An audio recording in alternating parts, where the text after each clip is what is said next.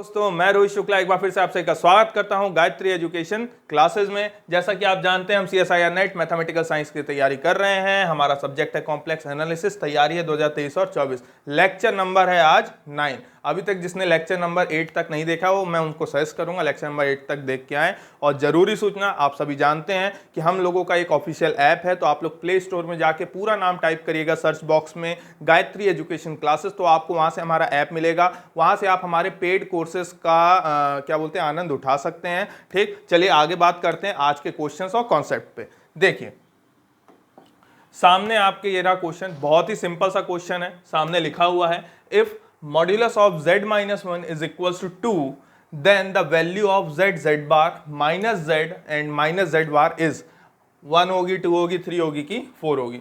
चलिए अब पहले कॉन्सेप्ट पे बात कर लें। यहां पे कॉन्सेप्ट देखने लायक है, क्या दिया हुआ है, modulus of z minus 1 is equal to 2 दिया हुआ है।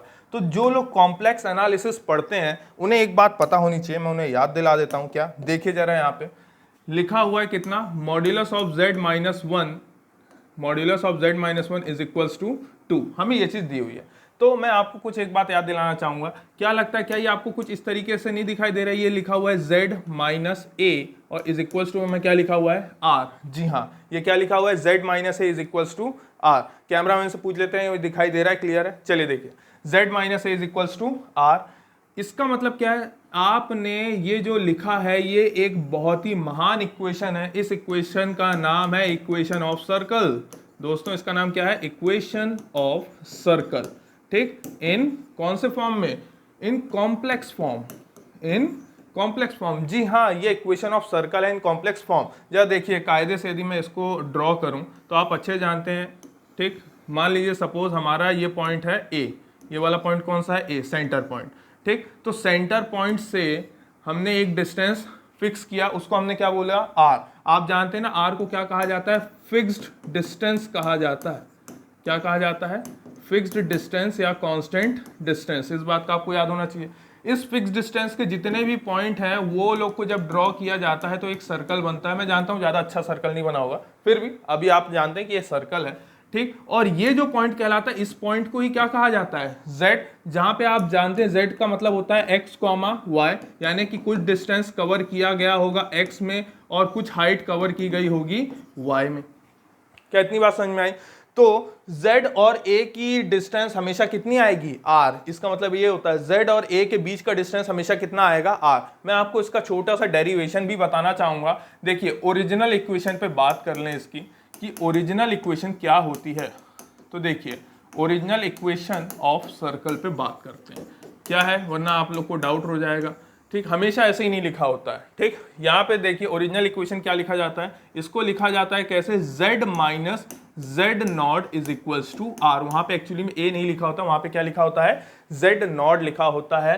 ठीक, z minus z naught is equals to r। यानी कि आप समझ गए होंगे कि जब हम ड्रॉ करते हैं तो हमारा जो सेंटर है हम उसको z नॉट बोलते हैं और ये जो पॉइंट है इसको क्या बोला जाता है, z बोला जाता है। इन दोनों के बीच का जो डिस्टेंस होता है उसको क्या कहा जाता है, r कहा जाता है। अब सुनिएगा, z नॉट के कोऑर्डिनेट क्या होंगे, 0,0। ठीक, इस z के कोऑर्डिनेट क्या होंगे, x, y। हमने पिछले लेक्चर में भी सीखा है कि z माइनस z नॉट को किस तरीके से सॉल्व किया जाता है। देखिए तो आपको याद होगा सर z की वैल्यू कितनी होती है, x प्लस आई वाई, और z नॉट की वैल्यू कितनी है, 0 प्लस 0 आयोटा है ना, आयोटा 0 भी लिख सकते हैं आप। तो देखिए z की वैल्यू मैं लिख रहा हूँ x प्लस आई वाई माइनस साइन, और यहाँ पे क्या रखेंगे, 0 प्लस 0 आयोटा, ये z नॉट की वैल्यू है। सही बात है, इसमें दिक्कत नहीं है। और इज इक्वल्स टू में क्या चल रहा है, r। बताइए कितना हो जाएगा, ये रहा x प्लस आई वाई, ये माइनस का 0 और माइनस का 0 आयोटा। इनको यदि साथ में लिखना है तो 0 का तो मतलब कुछ होता ही नहीं है। ठीक, यानी कि फिर भी लिख दें, यदि x माइनस 0 प्लस आई टाइम्स क्या लिखूंगा, y माइनस 0, अरेंज कर दिया। यदि इतना कर दिया, यहाँ पे इज इक्वल्स टू में क्या चल रहा है, इज इक्वल्स टू में हमारे पास r चल रहा है दोस्तों।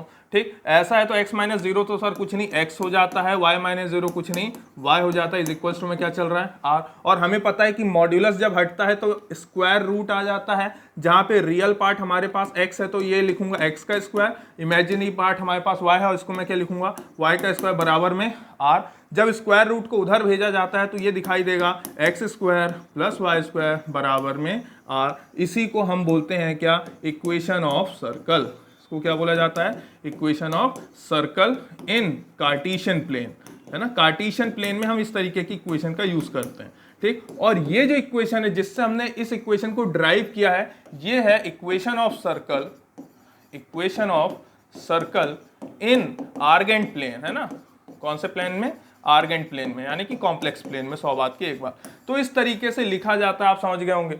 तो जो हमें दिया गया है modulus of z minus 1 is equal to 2, जब इसके बारे में हम बात करें, जरा इसके बारे में बात करें, तो ये क्या दिया हुआ है, मॉड्यूलस ऑफ z माइनस 1, ठीक, और इज इक्वल टू में क्या दिया हुआ है 2। तो 2 हमारे लिए किसका रोल निभा रहा है, r का रोल निभा रहा है, ठीक। ये मेरे पास कोई वेरिएबल पॉइंट है ना, ये मेरे पास कोई वेरिएबल पॉइंट है। यहाँ पे जो z होता है ये कौन सा पॉइंट होता है, ये वेरिएबल पॉइंट होता है। कौन सा पॉइंट, वेरिएबल पॉइंट, जो कि कंटिन्यू फिक्स डिस्टेंस में मूव कर रहा है और एक सर्कल फॉर्म कर रहा है। उस लोकस का नाम क्या बन रहा है, सर्कल बन रहा है, ठीक। और ये 1 हमारे लिए क्या है, 1 हमारे पास सेंटर का रोल निभा रहा है। कौन सा रोल निभा रहा है, सेंटर का रोल निभा रहा है। तो ये हमारे पास इक्वेशन दी हुई है। यदि इसका एक कायदे से डायग्राम जब बनाएंगे तो आप जानते हैं कि डायग्राम कैसा बनेगा, कुछ इस तरीके का। सेंटर कहाँ पे लेना है हमें, 1 पे, तो यहाँ पे कहीं पे हमें मिलेगा 1, समझ गए होंगे।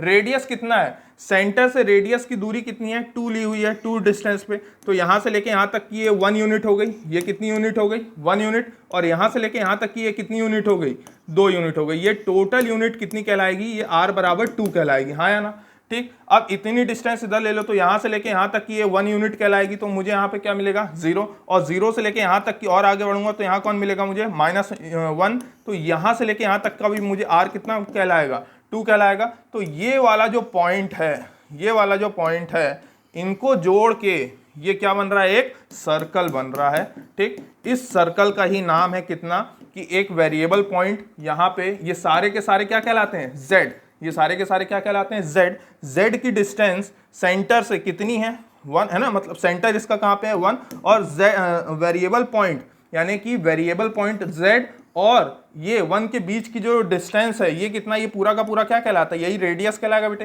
ये पूरा क्या कहलाएगा, रेडियस। ये r कितना दिया हुआ है हमें, 2 दिया हुआ है। क्या बात समझ में आई। तो देखिए आपने इसका डायग्राम बना दिया, तो इसके लिए आपको ये कॉन्सेप्ट पता होना चाहिए था, ठीक। ये कॉन्सेप्ट पता रहेगा तो ही काम बनेगा। अच्छा, एक चीज और मैं बताना चाहूंगा यहाँ पे, देखिए कई लोग ये भी बोल सकते हैं कि सर आपने ओरिजिन में ही तो सेंटर लिया है। ओरिजिन में सेंटर लिया है, बिल्कुल सही बात है, लेकिन खुद ही सोचिएगा, जिस दिन मान लीजिए मैं यहाँ पे एक पॉइंट ले रहा हूँ और एक पॉइंट यहाँ पे ले रहा हूँ, ठीक, तो ये मेरे लिए मान लीजिए फिक्स पॉइंट है, मैंने इसका नाम रख दिया z1 और इस पॉइंट का नाम क्या रख दिया, z2। अब जब मैं सर्कल ड्रॉ करूंगा तो कुछ ऐसा बनेगा, तो ये मेरे लिए क्या कहलाएगा, रेडियस कहलाएगा, ठीक। इस पहले वाले पॉइंट का नाम मेरे लिए हो जाएगा कितना, x1 और y1, ठीक। और इस दूसरे वाले पॉइंट के लिए मेरे पास क्या हो जाएगा, x2, y2। तब मैं इसको कैसे लिखूंगा, मैं इसको लिखूंगा modulus of z1 minus modulus whole modulus of z1 minus z2 is equal to क्या लिखूंगा, r। तो ये कौन से फॉर्म में है, ये 2 डिफरेंट पॉइंट पे है, और ये डिस्टेंस टेकन फ्रॉम ओरिजिन, है ना, जहां पे कहां से लिया गया है, ओरिजिन से लिया गया है। और ये ओरिजिन से जब नहीं लिया गया होता है, जब 2 अलग पॉइंट होते हैं, तो इसके लिए जब मैं फॉर्मूला बनाऊंगा तो ड्राइव करेंगे तो क्या आएगा, ये आएगा कितना, x1 माइनस x2 का whole square plus y1 minus y2 का whole square is equals to में r। तो ये मुझे मिल जाएगा कितना, x1 माइनस x2 का whole square plus y1 minus y2 का होल स्क्वायर बराबर में r स्क्वायर। तो ये वो इक्वेशन ऑफ सर्कल है जब 2 अलग अलग पॉइंट से लिए जाते हैं, यानी कि सेंटर जब ओरिजिन पे नहीं होता है। ये सेंटर एट ओरिजिन और ये centre when centre is not at origin. इस तरीके की 2 इक्वेशंस आपको पता होनी चाहिए। तो ये जो है ये क्या रिप्रेजेंट करता है, एक्चुअली में सर्कल को रिप्रेजेंट करता है। तो अब बेसिकली हम अपने क्वेश्चन पे आ जाते हैं, ठीक। अच्छा, एक चीज और, यहाँ पे आपको z बार दिख रहा होगा, ठीक। तो देखिए यदि z को हम बुलाते हैं x प्लस आई वाई, तो z बार इसका क्या कहलाता है, हमने लेक्चर में पढ़ा है, इसको बोला जाता है कॉन्जुगेट। क्या कहा जाता है, कॉन्जुगेट बुलाया जाता है। तो कॉन्जुगेट में क्या हो जाता है, कॉन्जुगेट मिरर इमेज होता है, यानी कि सिर्फ ये वाला जो पोर्शन है इसका जो साइन है वो बदल जाता है, यानी कि माइनस का क्या हो जाता है, आई वाई। या फिर 100 बात की एक बात बोलूं कि जब भी आपको किसी नंबर का कॉन्जुगेट लेना होता है, किसी भी नंबर का कॉन्जुगेट, किसी भी कॉम्प्लेक्स नंबर का यदि आपको कॉन्जुगेट लेना है, तो उसके इमेजिनरी पार्ट का साइन क्या कर दीजिए, चेंज कर दीजिए। जैसे मान लीजिए मैंने एक कॉम्प्लेक्स नंबर बोला 3 माइनस 2 आयोटा। तो बताइए ये मेरे लिए z हो जाएगा, तो बताइए z बार कितना होगा, तो आप बोलेंगे 3 प्लस 2 आयोटा। मान लीजिए मैंने आपको z बोला है माइनस का 7, क्या बोला है, माइनस का 7। सर अब इसको क्या करेंगे, अरे खुद ही सोचिए ना, यदि ऐसा है तो इसको मैं और कैसे लिख सकता हूँ, -7 प्लस 0 आयोटा, यानी कि इसको जब बदलूंगा तो z बार कितना हो जाएगा, -7 माइनस का 0 आयोटा। लेकिन 100 बात की एक बात, ये z बराबर -7 है, जब z बार को सॉल्व करूंगा तो -0 आयोटा यानी कितना 0, और -0 मतलब कुछ भी नहीं बचेगा, कितना -7। तो ऐसे केसेस में आपको क्या दिखाई दे रहा है कि z किसके बराबर हो गया, अपने z बार के बराबर हो गया। क्या बात समझ में आई? ये एक आपको मैंने प्रॉपर्टी लगे हाथ बता दी। सर ये प्रॉपर्टी क्यों बताई, जरा देखिए, इस नंबर को क्या कहा जाएगा, प्योरली रियल नंबर कहा जाएगा। कौन सा, प्योरली रियल नंबर। ये हमने लेक्चर में पढ़ा, अपने लेक्चर नंबर 1 या 2 पे, ठीक, कि प्योरली रियल नंबर जब होता है तो उसका कॉन्जुगेट वो इटसेल्फ कहला जाता है। क्या इतनी बात समझ में आई? जब भी कोई प्योरली रियल नंबर होगा तो उसका जो कॉन्जुगेट होता है वो नंबर खुद होता है। यानी कि यदि मैंने कल को बोला कि कोई एक आपके पास नंबर है, z बराबर आपके पास कितना है, 3 है, तो बताइए z बार कितना होगा, तो आंसर क्या दे देंगे, 3 ही दे देंगे, क्योंकि 3 एक रियल नंबर है। लेकिन वहीं पे मैं यदि बोल दूं z बराबर है 2 आयोटा, तो भाई साहब z बार होगा कितना, -2 आयोटा। क्या इतनी बात समझ में आ गई? ठीक, तो जब भी प्योरली रियल नंबर होता है तो हर नंबर अपना खुद का कॉन्जुगेट दे देता है, ठीक, यानी कि वो खुद को अपने आप में ही मिरर इमेज में देख लेता है। लेकिन जब इमेजिनरी नंबर होते हैं तो उनके साइन आपस में क्या हो जाते हैं, चेंज हो जाते हैं। आप इतना याद रख सकते हैं। ये सारे कॉन्सेप्ट यूज करेंगे हम इस क्वेश्चन को सॉल्व करने के लिए। अब जरा देखिए, हमने अभी बात करी कि z-1 बराबर 2 एक क्या है, सर्कल है। तो मैं यहाँ पे अच्छे से ड्रॉ कर दे रहा हूं। ये रहा हमारे पास, यहाँ पे है ना, सेंटर कितना है इसका, 1 है, तो ये लिया हमने यहाँ पे 1, ठीक, ये हमारे पास क्या हो गया, सेंटर। अब इससे 2 यूनिट की डिस्टेंस पे रेडियस लेना है, तो ये 1 और ये 2, तो यहाँ पे कौन सा पॉइंट आएगा, 3, और ये पहला पॉइंट 1 और ये दूसरा पॉइंट कितना आएगा, -1 आएगा। इन 2 पॉइंट से मिलके एक क्या बना रहा है भैया, सर्कल बनाना है हमें। तो ये हमारा कुछ इस तरीके का सर्कल बन गया है, जहां पे सेंटर हमारा कौन है, 1 है। क्या इतनी बात समझ में आई? और यहां से लेके यहां तक का जो डिस्टेंस है ये कितना है, 2 यूनिट है। रेडियस कितनी है, 2 यूनिट है। 2 यूनिट 2 यूनिट 2 यूनिट 2 यूनिट। कितनी बात समझ में आई?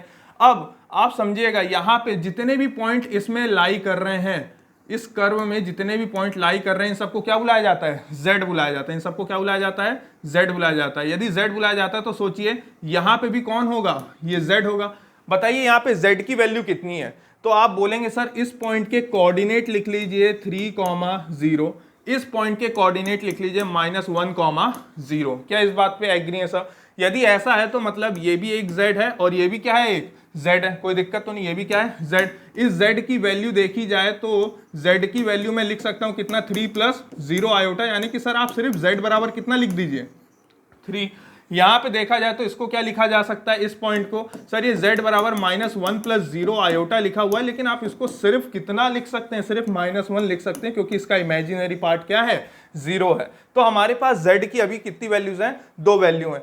तो भैया ये जो सर्कल है ना, यदि ये सर्कल है तो इस सर्कल से मुझे z की क्या मिल गई, वैल्यू मिल गई। इस सर्कल से मुझे z की क्या मिल गई है, वैल्यू। इस वैल्यू को मैं इसमें रखूंगा, ठीक, क्योंकि हमें इसी की तो बताना है। तो अब जरा बताइएगा क्या दिया हुआ है, z बार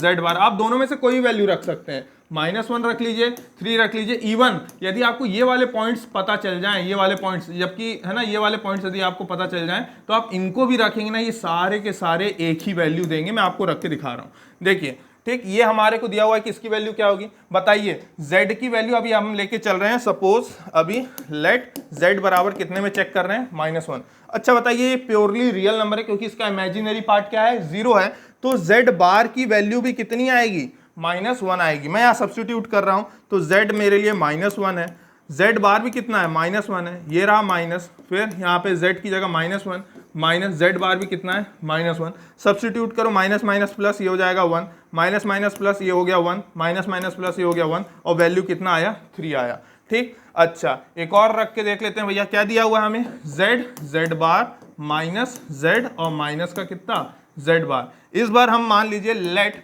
z बराबर कितना ले रहे हैं, 3 ले रहे हैं, लेट z बराबर कितना, 3। तो प्योरली रियल नंबर है, तो बताइए z बार अगेन कितना आएगा, 3 ही आएगा। वैल्यू पुट करते हैं, 3 इंटू में कितना 3 माइनस 3 और ये माइनस का कितना 3, ये हो जाएगा 9 माइनस 3 माइनस 3 माइनस 3 माइनस 3, आप सब जानते क्या हो गया -6, आंसर कितना आया 3। क्या आप देख पा रहे हैं दोनों क्या आ रहे हैं सेम। तो इस सर्कल में जितने भी पॉइंट है वो सब इस इक्वेशंस को क्या कर जाएंगे सेटिस्फाई। तो हमारा ऑप्शन हो जाएगा option number C is our correct answer.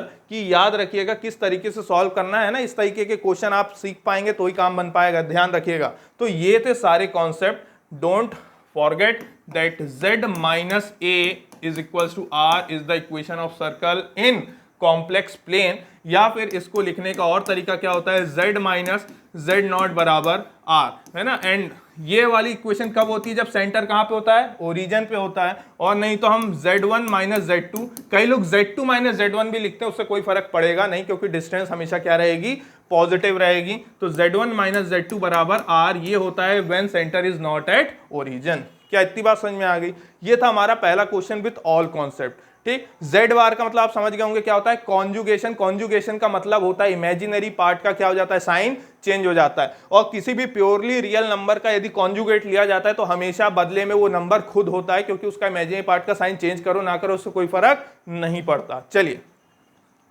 ठीक, ये होप तो लिख लिया होगा आपने, ये है ना। आगे ये तो सीख ही लिया कॉन्सेप्ट, है ना, ये सारा कॉन्सेप्ट देख लिया होगा आप लोग, है ना। यहाँ पे कुछ बताने लायक अब हमने छोड़ा नहीं है, सारा आपने देख लिया। आगे क्वेश्चन करते हैं। अगला क्वेश्चन आपके सामने ये रहा, ठीक। क्या है, find the value of summation, है ना, याद है ना। देखिए इस चीज को समेशन पढ़ा जाता है और इस चीज को प्रोडक्ट पढ़ा जाता है, ध्यान रखिएगा, ठीक। तो समेशन n बराबर 0 to 100 आयोटा की पावर n फैक्टोरियल, आयोटा की पावर n फैक्टोरियल। अब हमें इसको सॉल्व करना है भैया। तो देखिए यहाँ पे पहले मैं इसको ओपन कर रहा हूं, मैं इसको डायरेक्ट ओपन करके आपको दिखाता हूं। इसको जब लिखेंगे तो कैसे लिखेंगे, आयोटा की पावर यहाँ पे n की जगह पहले कहाँ से शुरू करनी है, वैल्यू 0 से। तो ये हो जाएगा 0 फैक्टोरियल, फिर समेशन का मतलब होता है क्या कर दीजिए प्लस, फिर आयोटा की पावर 1 फैक्टोरियल, फिर आयोटा की पावर 2 फैक्टोरियल, प्लस आयोटा की पावर 3 फैक्टोरियल, प्लस आयोटा की पावर 4 फैक्टोरियल। इसी तरीके से चलेगा, कहाँ तक जाएगा भैया, डॉट डॉट डॉट, ये जाएगा प्लस आयोटा की पावर 100 फैक्टोरियल तक जाएगा। हमें इसकी वैल्यू बतानी है। तो देखिए थोड़ा एक इंपॉर्टेंट कॉन्सेप्ट, जैसे हमेशा हम कॉन्सेप्ट पे बात करते हैं, जरा सुनिएगा। आयोटा की पावर 4 फैक्टोरियल पे मैं जरा चर्चा करना चाहूंगा, ठीक सर क्यों, देखिए जरा। आयोटा की power 4 factorial can be written as, है ना, फैक्टोरियल तो याद है ना, फैक्टोरियल जैसे यदि किसी ने बोला है, मान लीजिए किसी ने बोला है 5 फैक्टोरियल, तो 5 फैक्टोरियल का मतलब क्या होता है, 5 इंटू 4 इंटू 3 इंटू 2 इंटू 1, बिल्कुल पीछे तक चले जाते हैं। यदि किसी ने बोला है भैया कितना, यदि किसी ने बोला है 4 फैक्टोरियल, तो 4 फैक्टोरियल कैसे लिखा जाता है, 4 इंटू 3 इंटू 2 इंटू 1। किसी ने यदि बोला है कितना 3 फैक्टोरियल, तो 3 फैक्टोरियल मतलब क्या होता है, 3 इंटू 2 इंटू 1। किसी ने 2 फैक्टोरियल बोला है, तो 2 फैक्टोरियल यानी कि 2 इंटू 1। 1 फैक्टोरियल कितना होता है भैया, 1 फैक्टोरियल 1 होता है। और एक स्पेशल केस 0 फैक्टोरियल भी कितना होता है, 1 होता है, ठीक। 6 फैक्टोरियल पे बात करोगे तो 6 into 5 into 4 into 3 into 2 into 1।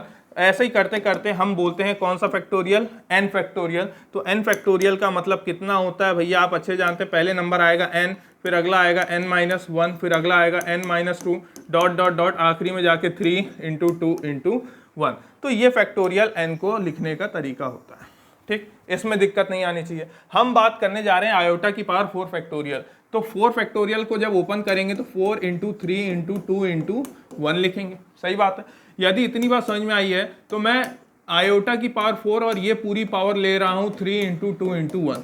क्या इस बात से सब एग्री हैं। हमने एक फॉर्मूला सीखा है कि a की पावर में यदि क्या है m इंटू n, जैसे दो नंबर हैं तो हम m को और उसके होल पावर में क्या चढ़ा सकते हैं, n। और इसका दूसरा वाला ट्रू है भैया कि यदि m इंटू n है तो मैं चाहूँ तो a की पावर n और m को उसकी होल पावर में चढ़ा सकता हूँ, क्योंकि आखिर में उनको मल्टीप्लाई होना ही है। तो ये वाला मैंने यहाँ पे टेक्निक इस्तेमाल करी। अच्छा, ये टेक्निक इस्तेमाल करी और हमें पता है, क्या पता है सर, कि आयोटा की पावर 4 कुछ नहीं, कितना होता है, 1 होता है। तो ये मुझे मिल जाएगा कितना, 1 की पावर 3 इंटू 2 इंटू 1। जो कि समझदार है हम लोग, तो हम जानते हैं हम डायरेक्ट क्या लिखेंगे, 1 लिखेंगे, क्योंकि 1 की पावर में जितने भी नंबर हो सब उसको क्या ला के देंगे, 1 ही ला के देने वाले हैं। यदि यहीं पे चर्चा की जाए आयोटा की पावर 5 फैक्टोरियल, आयोटा की पावर 5 फैक्टोरियल पे यदि चर्चा करेंगे तो ये हो जाएगा कितना 5 इंटू 4 इंटू 3 इंटू 2 इंटू 1 है ना 2 इंटू 1। तो आप अच्छे जानते हैं मैं 4 वाले को बस ले रहा हूँ, आयोटा की पावर 4 को यहाँ ले रहा हूँ और बाकी सारे के सारे 5 इंटू 3 इंटू 2 इंटू कितना 1 ले रहे हैं और आयोटा की पावर 4 वापस कितना हो जाएगा 1 हो जाएगा और ये लिखा हुआ है 5 इंटू 3 इंटू 2 इंटू 1 तो वैल्यू मुझे क्या से मिल जाएगी अगेन 1।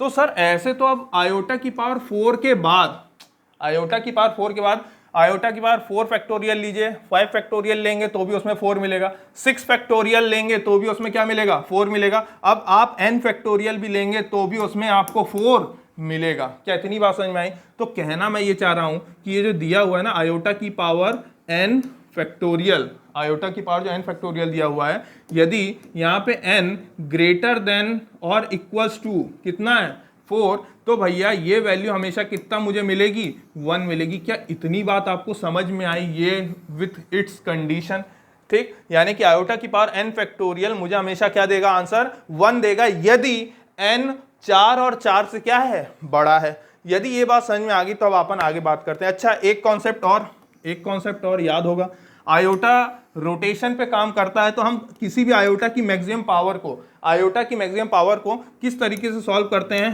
4q प्लस r, जो कि मुझे आंसर क्या देता है आयोटा की पावर r आंसर देता है। ये बात आपको याद होगी, हमने पिछले लेक्चर में भी किया हुआ है। चलिए तो ये सारे कॉन्सेप्ट अप्रोच करते हैं, अप्लाई करते हैं और ये बात याद रखिएगा बिल्कुल, ठीक। अच्छा जैसे यदि मैंने बोला कि आयोटा की पावर मान लीजिए मैंने बोला 20, बताइए इसका आंसर क्या होगा। तो मैं क्या करूंगा, मैं 4 से डिवाइड करूंगा 20 को कि भैया 4 कितना 4 से डिवाइड करूंगा तो कितना जाएगा 4 5 जा 20, रिमाइंडर कितना बचा 0। तो ये बचा मेरे पास आंसर आयोटा की पावर 0, आयोटा की पावर 0 कितना हो जाता है 1 हो जाता है। क्या इतनी बात हमें समझ में आ चुकी है? यदि ये बात हमारे क्लियर है तो हम क्वेश्चंस पे जाते हैं कि कैसे सॉल्व होने वाला है। देखिए ये रहा आपके सामने। तो यदि आप देख पा रहे हैं कि आयोटा की पावर 4 से लेके आयोटा की पावर 100 तक ये सारी वैल्यूज क्या होने वाली हैं, एक एक करके 1 होने वाली हैं, ठीक। तो ये आयोटा की पावर 0 फैक्टोरियल के बारे में मैंने अभी पीछे बात करी। ये देखिए 0 फैक्टोरियल कितना होता है 1 होता है, 1 फैक्टोरियल कितना होता है 1 होता है, 2 फैक्टोरियल कितना हो जाता है वापस से 2 हो जाता है साहब, और 3 फैक्टोरियल कितना होता है मल्टीप्लाई करेंगे तो 6 हो जाएगा। क्या इतनी बात याद है?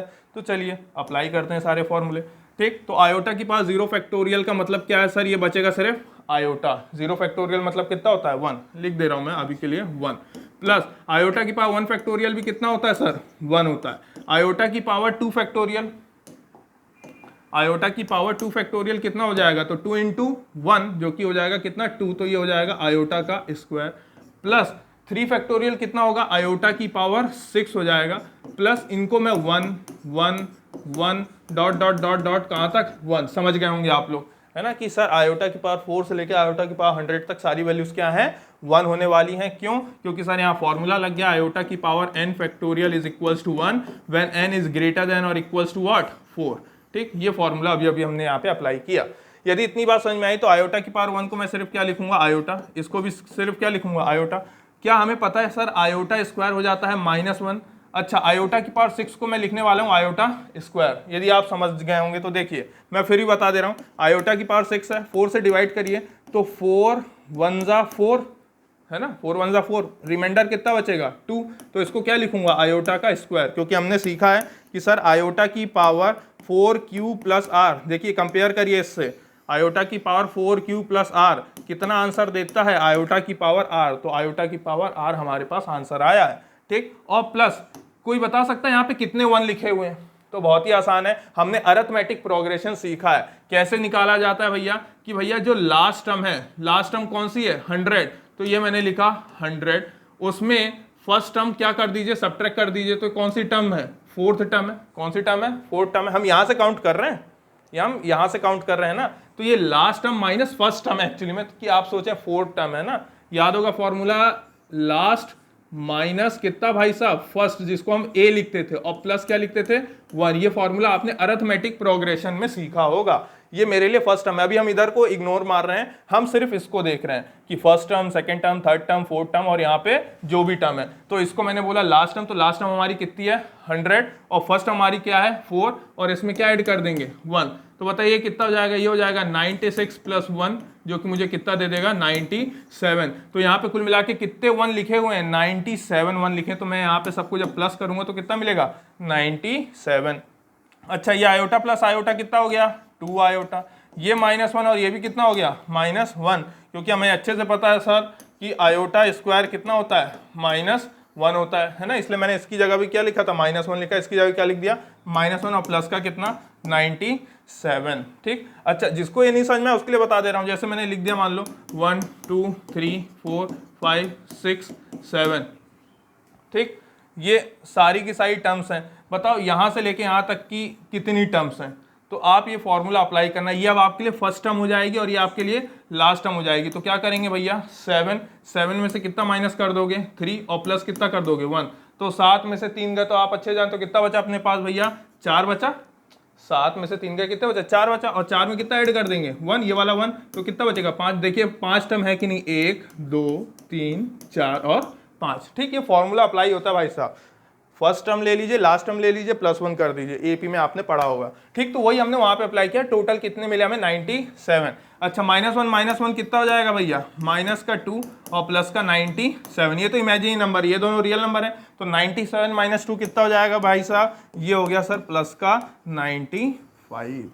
तो 2 आयोटा प्लस 95 हमारा राइट आंसर है, which is nothing but option number A, 2 iota plus 95। तो इस चीज को सॉल्व करेंगे जब, तो आंसर कितना आएगा 2 आयोटा प्लस 95 आएगा। ठीक, तो कोऑर्डिनेट सिस्टम में आप समझ गए होंगे ये पॉइंट कहाँ जाने वाला है। सर 2 आयोटा है, यानी कि आप जान रहे हैं ये 1 और यहाँ कहीं 2, यहाँ कहीं क्या रहेगा 2 रहेगा, ये रहा 1 और ये रहा 2, और एक्स एक्सिस में कितनी दूर जाने वाला है समझ गए होंगे, डॉट डॉट कहीं जाके मान लो यहाँ पे मान ले कुछ देर के लिए 95, तो ये यहाँ कहीं ये वाला कोऑर्डिनेट है, ये कोऑर्डिनेट है वो। क्या इतनी बात समझ में आई, कोई दिक्कत तो नहीं। ये आपका रियल एक्सिस है और ये आपकी इमेजिनरी एक्सिस है। तो देखिए इस तरीके से क्वेश्चंस फ्रेम किए जाते हैं, जितना ज़्यादा कॉन्सेप्ट सीख पाएंगे है ना। ये आपके लिए एक इंपॉर्टेंट फॉर्मूला n फैक्टोरियल, कई लोग n फैक्टोरियल को देख के घबरा जाते हैं, तो n फैक्टोरियल को देख के घबराइए नहीं। ठीक, और ये आपको लिखना पता होगा ना कि यदि ऐसा लिखा हुआ है 3 फैक्टोरियल, तो 3 फैक्टोरियल को और कैसे लिखा जा सकता है, 6 फैक्टोरियल को और कैसे लिखा जा सकता है। जैसे 6 फैक्टोरियल है तो देखिए मैंने इसको 6 लिखा और यहाँ से लेके यहाँ तक क्या है 5 × 4 × 3 × 2 क्या है 5 फैक्टोरियल। नहीं आई बात समझ में, इस तरीके से इसे लिखा जा सकता है। तो 6 factorial can be written as 6 factorial can be written as 6 × 5 factorial. इस बात का ध्यान रखना, ये सारे रूल्स हम सीखेंगे, हमें वहाँ पे देखिए बताया नहीं जाएगा। ये छोटी चीज़ें ये मानी जाएंगी CSIR के लेवल में कि आपको ये सारी बातें पता है, आपने पढ़ा है, क्लास 11 12 तक का कॉम्प्लेक्स आपको क्लियर है, आपने BSc की कॉम्प्लेक्स नंबर सिस्टम पढ़े हुए हैं। ठीक, चलिए आज का हमारे पास आखिरी क्वेश्चन ये रहा, सामने आप देख सकते हैं क्या लिखा हुआ है, x² + y + 4 iota and -3 + i x² y are conjugate to each other. ये दोनों एक दूसरे के क्या है कॉन्जुगेट हैं, जहां पे x और y रियल नंबर है no doubt, then x y will be, तो x और y क्या होंगे। तो सुनिएगा, ये वाला नंबर सपोज मैंने इसका नाम ले लिया, मान लो इसका नाम मैंने कुछ ले लिया u, क्या नाम ले लिया u। अब x तो ले नहीं सकता था, y भी ले नहीं सकता था, क्योंकि x और y तो ऑलरेडी लिखे हुए हैं, p और q ले सकते हैं। तो मान लीजिए अभी u ले लिया, तो u कितना है मेरे पास x² + y + 4 आयोटा है, और ये कोई मान लो इसको मैंने नाम दे दिया v, जो कितना दिया हुआ है -3 + i, और ये कितना लिखा हुआ है x² y। ठीक, ये दोनों एक दूसरे के कॉन्जुगेट, कहने का मतलब क्या है कि u बराबर किसके होगा v बार के बराबर होगा, और v किसके बराबर होगा u बार के बराबर होगा। दोनों में से कुछ भी ले सकते हैं, क्योंकि कॉन्जुगेट टू क्या लिखा हुआ है ईच अदर लिखा हुआ है। तो चलिए यही वैल्यू रखते हैं, तो u की जगह मैं क्या वैल्यू रखूंगा, ये वैल्यू रखूंगा, तो x² + y और प्लस का कितना 4 आयोटा बराबर v बार। अच्छा यदि ये v है तो बताइए v बार कितना हो जाएगा, तो सर -3, क्या लगता है ये इमेजिनरी पार्ट है, क्योंकि इसमें क्या दिख रहा है आयोटा, तो साइन क्या कर दूंगा चेंज कर दूंगा, और ये लिख दूंगा आयोटा x² y। तो यहाँ पे वैल्यू कितनी लिखनी है मुझे -3 - आयोटा x² y। बस यहीं पे गलती मत करिएगा, इस बात का ध्यान रखिएगा, v बार मतलब उसका क्या लेना है मुझे कॉन्जुगेट। यदि मैंने एक को u ले लिया, एक को v ले लिया, मान लीजिए एक को p ले लूं, एक को q ले लूं।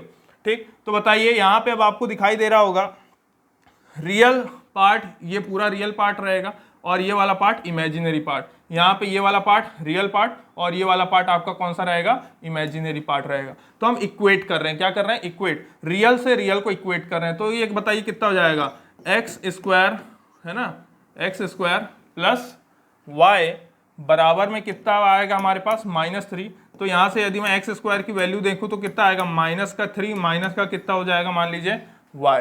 ठीक, अच्छा यहाँ पे एक तरफ इसको भी इक्वेट कर लेते हैं, इमेजिनरी पार्ट को, कितना दिया हुआ है 4 बराबर कितना, माइनस का एक्स स्क्वायर वाई।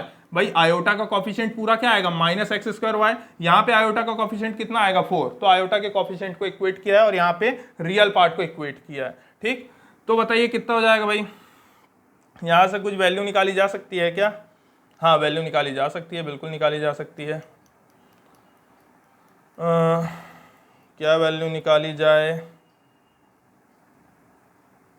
देखिए तो ये लिखा हुआ है 4 बराबर माइनस, है ना, एक्स स्क्वायर यहाँ पे दिख रहा है, तो एक्स स्क्वायर की वैल्यू ये ले लेते हैं, -3 माइनस वाई, तो यहाँ पे रख दे रहे हैं -3 माइनस वाई, और साथ में मल्टीप्लाई में कौन चल रहा है, वाई चल रहा है। ठीक, तो ये ऐसे सॉल्व करेंगे तो 4 बराबर, ये अंदर मल्टीप्लाई होगा तो माइनस माइनस प्लस का हो जाएगा 3, और ये भी क्या हो जाएगा, प्लस का y, है ना, ये दोनों प्लस के हो जाएंगे। फिर y भी तो मल्टीप्लाई होगा, एक बार इसके साथ और एक बार इसके साथ, तो ये हो जाएगा कितना 3y, और ये कितना हो जाएगा y का स्क्वायर। होप सो इतनी बात समझ में आई होगी।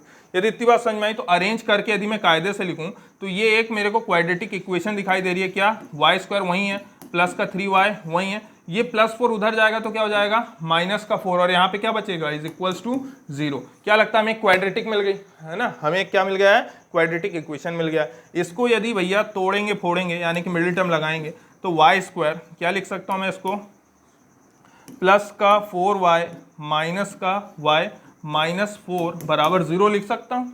सही बात है ना, यही आएगा। यदि ऐसा है तो यहाँ पे इसको यहाँ सॉल्व कर रहा हूँ, कहीं नीचे दिखना ना बंद हो जाए आप लोग को। तो देखिए y square plus 4y minus 4 बराबर हमने 0 लिया है। इन दोनों में से y कॉमन लूंगा तो यहाँ पे बचेगा y प्लस 4, इन दोनों में से -1 कॉमन लूंगा तो यहाँ पे भी क्या बच जाएगा, y प्लस 4 बराबर 0। ये लीजिए सेपरेट हो गया।